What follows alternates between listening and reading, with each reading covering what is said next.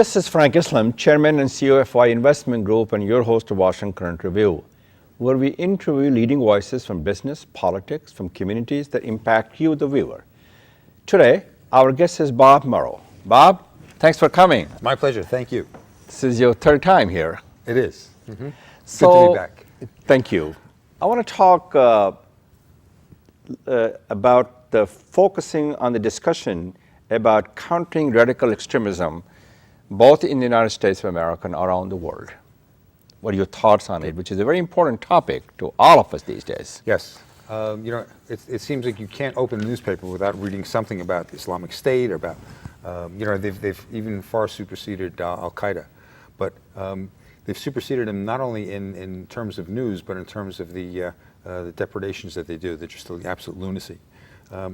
And that's not what Islam stands for. No, absolutely not. In so fact, tell us a little bit about it. Well, most of what the Islamic State purports to be spreading is just a totally distorted view. You're talking about ISIS. ISIS, yeah. Mm-hmm. Now, whether you call it Islamic State, ISIS, ISIL, they use various acronyms. Personally, I like to think of them as IS. They say Islamic State. I think of them as insane savages. That's the best way to describe it? Yes. And I think that these people truly are. The things that they do are so distorted and so anathema to the rest of Islam.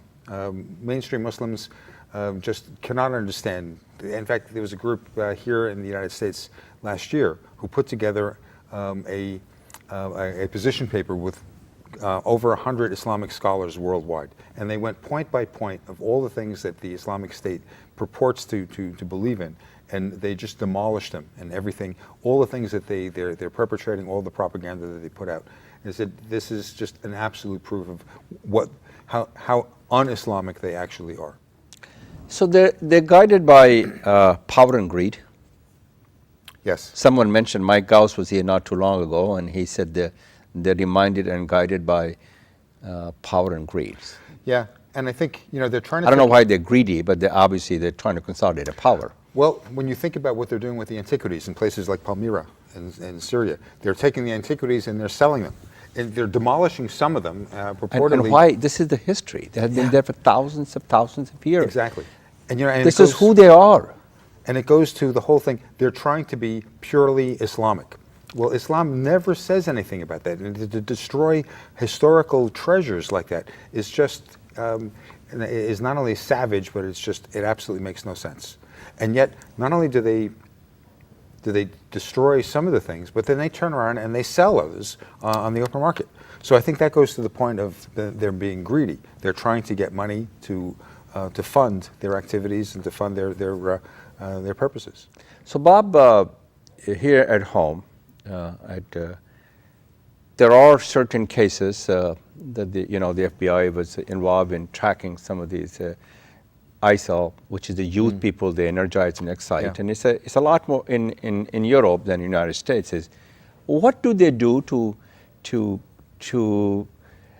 have that hatred in their heart, instill in them that hatred? What do they do to do that? The one thing especially the youth people. Yeah, exactly. The one thing I will give to ISIS, they are very slick in terms of their propaganda machine.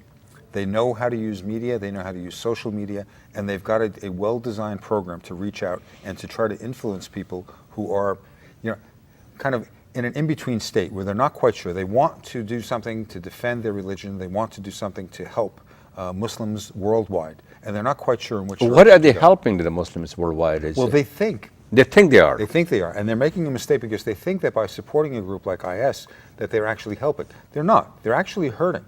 They're doing no end of good to the Muslim community, whether it's in the United States. It's not just the Muslim, to the world. Yeah. Community as a Yeah, and they're giving a total bad image, a black eye to Muslims everywhere. So is that I know you're associated with the Dallas Adams Center, yes. which is the center for the Muslims. People go there pray and so on. So there's a mosque there. What does the imam, which is the preacher, how did they give their sermon and talk to the young people in terms of not have that hatred in their heart that ISIL has? I think throughout the course of the year, and in Adams we have 23 to 25 different Friday prayers. Okay, or different that many locations. prayers? Yeah. Okay, so tell me a little bit about what's their goal, what their mission, what they're trying to do. Essentially what we're trying to do is to provide an opportunity for the community, but at the same time we have programs that we're trying to reach out. I did watch the program with Mike, and when he was talking about how so many people have a negative view in the United States of Islam and Muslims, and Adams has been trying to reach out and to overcome that. And we've got great So relationships. they have hijacked our faith pretty much. Pretty much. Your faith. Yeah, I mean, to a certain extent, in terms of the news headlines. In reality, no, because the people who know us tend to see us as reliable, highly integrated people with a great sense of community responsibility. We've got superb relationships, for example, with all law enforcement throughout this area, with all the political people. I saw, for example, you've had a number of politicians, David Boulevard, one of the most recent ones. Yes. We have superb contacts and relations with all of these people in Fairfax County, in Loudoun County, with our local congressmen and senators, our national senators. We really reach out and we try to get people to better understand who we are. For example, right now we're in the middle of campaign season. We invite political candidates to come to our Friday prayers at any of our locations, and at the end of the prayer session, they can speak to the community for a minute or two, talk about who they are, why they're running, what they're running for. Wonderful. And the question and answer session? On a one-to-one basis. Not in the main hall, but they can go out into the foyer and chat with their constituents for as long as they want. But it's an opportunity. We have, in the main center, we'll have 900 to 1,200 people who will attend the Friday prayers each session. So this is an opportunity for the candidates to reach out and to have their message reach, 1,000 people. As you know, Iraq and Syria are a good example of what's going on with the tragedy in terms of the ISIL, what they're doing and killing innocent human beings. Yeah. As a matter of fact, they're killing their own brothers and sisters. Yes. And they have a shared fate. Yeah. So Muslims have been a victim of their atrocities than the other faith. Yeah. Am I correct to assume that? Absolutely. Why do they do what they do, and how do they get the people to work with them to do that kind of to have that kind of violent behavior?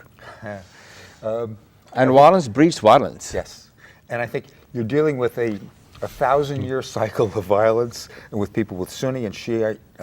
Well, it's more than disputes. thousands of years. Yeah. And So they're dividing it, Sunni and Shia and Wahhabis? well, the ISIS people are all Sunni, and part of it, like the reaction in Syria, because of the Alawite. Alawite, which is more or less a Shiite offshoot. Sure. In Iraq, with the Shiite-based governments in Baghdad, there were the legitimate grievances. The Sunni community did have legitimate grievances. Is this a way to address those grievances? Absolutely not. Going and killing, especially innocent people, no way. They say Quran teaches them to kill the people who are non-faith believer. Yeah. But Well, what did the Quran says that? In the nowhere. time of the Prophet Muhammad in Medina, under his umbrella, the Jewish people prospered. Absolutely. His uncle was not even a Muslim. Yeah. And in the Quran, over and over again, it says the people of the book and the people who believe in one God are to be given special preference and special treatment. That in all the places, for example, in Spain, when the Muslims conquered Spain. Back in 10th century, 9th and 10th century in Grenada, southern part of the, So tell me a little bit. The Christian community was allowed to thrive and was allowed to continue. In fact, in places like Cordoba in Spain, there were centers of learning that brought people from all over the world, whether you're Christian, Muslim, Jewish. They all live side by side in peace and harmony. Absolutely. On the other hand, as I understand from the Spanish Inquisition, what happened in 17th century when the Queen Isabella was there and the emperor, the fellow from Portugal, Ferdinand, they got rid of everybody who was not a Muslim, who was not Christian, excuse me, I meant to say, even including the Jews. Yeah, and they gave people a choice. You can convert. Stay, you can convert. Yeah. But if you don't want to convert, then you can't stay. Or if you want to stay and not convert, you have another choice. You can die. So it was pretty stark. So Bob, this is a very important issue to not only to the United States, but to the world. You're talking about the violence everywhere that's flourishing in Pakistan, in South Asia, as a matter of fact, in Middle Eastern countries and so on. Even in Indonesia, they have become a victim. Even in Malaysia, they have been a victim. What is going on? This didn't used to be 30, 40 years ago. Is that because of invasion of America to Iraq? I don't think it has any influence and impact on it. Well, I think there's a certain element of being a catalyst, of helping to create the vacuum of power, because they had no way of thriving before. They were so totally repressed. Anyone who was religious, whether it was in Iraq, whether it was in Syria. Because of the Sunni and Shiite. Yeah, pretty much. And it's, okay, so is that for Saudi Arabia, is that, if you look at the Bahrain, which is a good example, Yeah. it's a very prosperous country, and we have our fleet there, the United States has a fleet, the majority is Shia. Yeah. So do you, but the rulers are Sunni. Do you Yes. think that this suppresses them, Sunnis, Yes. the rulers? Well, just a couple of years ago, the local Shia population in Bahrain were protesting and demonstrating for more rights and more privileges. But the demonstrations got out of hand, people got violent, the Bahraini military and police could not handle it.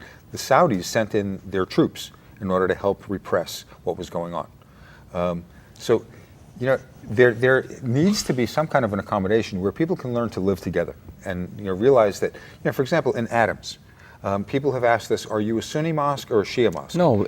And our response is, we're a Sushi mosque. Right. It doesn't matter.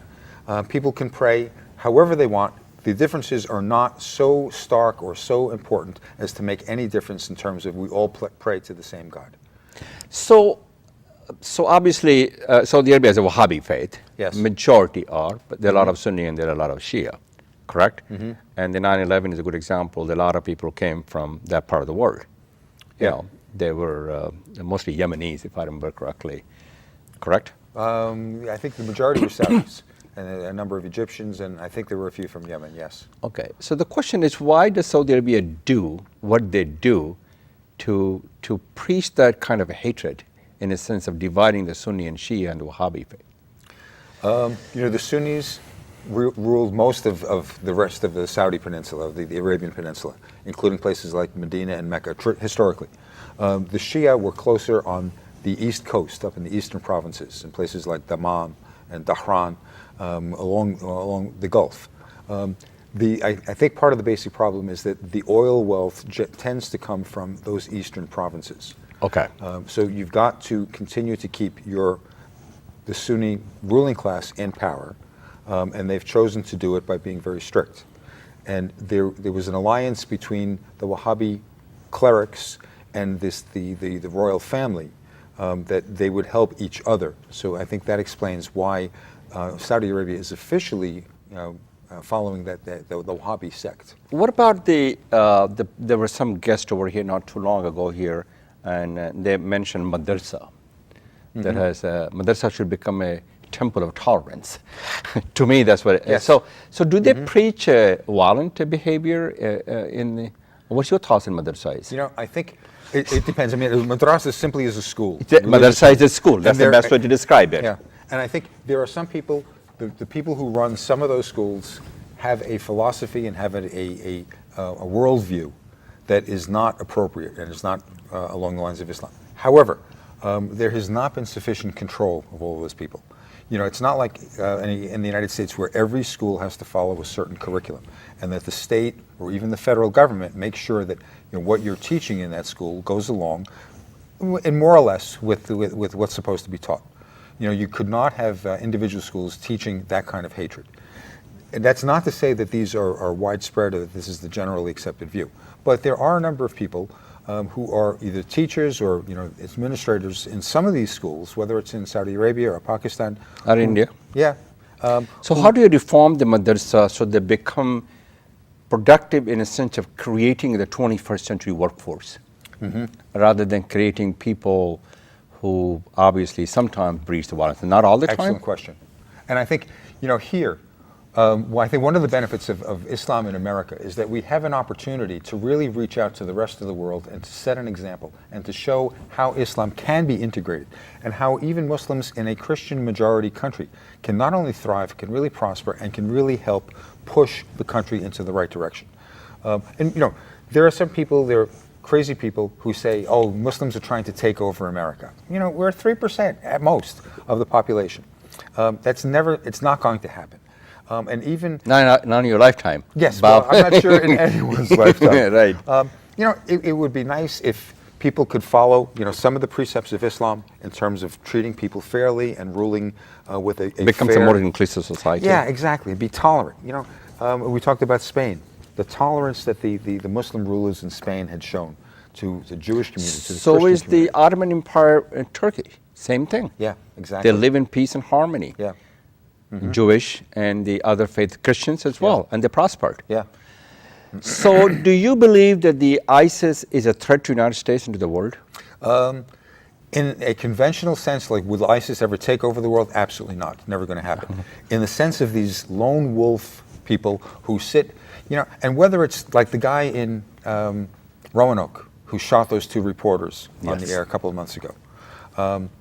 No, it was not too long ago. Yeah, It was I'm sorry, only about a week ago, 2 weeks ago. Yes, exactly. But he has nothing to do with the ISIL. No, absolutely not. But he was employed. There was a Grentel. Yeah, and you have people like that who are crazy, but who have access to weapons, have access to means of carrying out these kinds of Where did they get the money to outrages. finance it? The ISIL and where did they get the money? IS. Okay.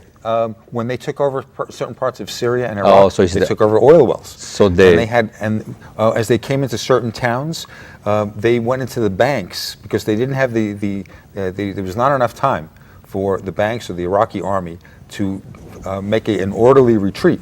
So when they left all kinds of equipment, most of it American-made. They left the money in the banks. They left the oil in the tanks or in the fields, and ISIL took it over and used that to finance a good part of what they're doing. Now, with the fall in oil prices and the fact that they haven't been able to loot all of these other businesses and banks, their funds are beginning to get diminished. So the recent reporting incident that happens in Ferguson, Missouri, the Baltimore, the New York City, many of the places that show a widening gulf relations between the police and the minority groups. In their case, Ferguson and Baltimore both were about the African Americans. Absolutely. There's a lot of income inequality, injustice in America. The gap is widening in terms of the income. What does the Adams doing in that area to make sure that those things like that would not happen? Obviously, we have to give them opportunity, we have to give them education, we have to give them economic mobility. Yeah. The list goes on and on. Yeah. Because they're not inclusive society, as we are not inclusive society in America? I think that's part of it, and I think there's a certain suspicion about the community about law enforcement. And that suspicion exists in places like Ferguson, where people do suspect the police of not acting in the interest of fairness. Now, we're blessed to be here in Fairfax, where we don't have too much of that. There are some incidents. There's that incident of that chap, John Gear, who was shot by the police at his doorway. But that really is an anomaly. For the most part, our law enforcement are trusted. And we tell people in our community, we've had town halls, we've invited people to come over from law enforcement communities, we've had the FBI coming over on a consistent basis. And when we started this out, there were people who said, we can't trust these people. They're coming over here to spy on us. I said, look, that's not really you're true. not in Pakistan anymore. You're not in dictatorship. Well, there are some cases that people said the New York City had some kind of spy. I have no idea, but what we hear in the newspaper. Yeah, I mean, there have been incidents of that. But the FBI there to get education, to get to know the community. Is that what you're trying to do? And we've reached out for the last, we actually, right after 9/11, we formed what we call the Arab Muslim and Sikh Advisory Council. Arab Muslim Sikh? Sikh. Okay. So it's the AMSEC, and we meet with the FBI Washington field office on a regular basis to get to know each other, to get to know the priorities, the concerns, the issues facing each community. So we're trying to build a level of understanding, which then builds a level of trust. And I think even with our own community, we're trying to provide programs where people, especially youth, have something else. We've got a program that we call AIA 2020. We're really using this to try to reach out to the community so that mainstream America has a better idea and a better understanding of who and what Muslims are. And if we can give our youth an alternative path that they want to help promote their religion, defend their religion, you don't need to You're go giving to them a people hope. like ISIS. Exactly. You can do it in a positive way, not in a negative way, and in a way that's not violent.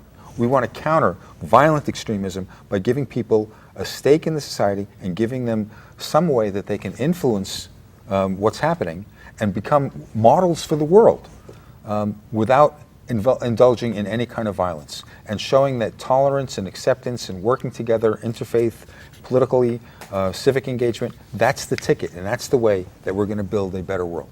If we can do that here, that model becomes well known. I mean, 50 years ago, it wouldn't have been possible. Now with social media, with internet, we can get all those messages You can promote across. your message. Exactly. And people don't have to be watching their state-controlled television. They can just access what we're doing in a variety of other ways. So the community engagement, civic engagement is playing an important role. Absolutely. Yeah, absolutely critical. And especially, it's not just civic, but interfaith. And we've got superb ties with, in fact, in Adams community, 2 of our branches are co-located in synagogues. With in Jewish synagogues. One of our branch in Washington, D.C., we pray in an Episcopal church every Friday. Is that right? Here in Washington, D.C.? Yeah. Mm-hmm. And anyone who wants to know what goes on inside the mosque, we tell them, come to any of our Friday prayers. You don't have to be Muslim. You don't need an invitation. Pop in. Go on our website, find out where and when, and just drop in and hear what the imam has to say when he's giving the sermon.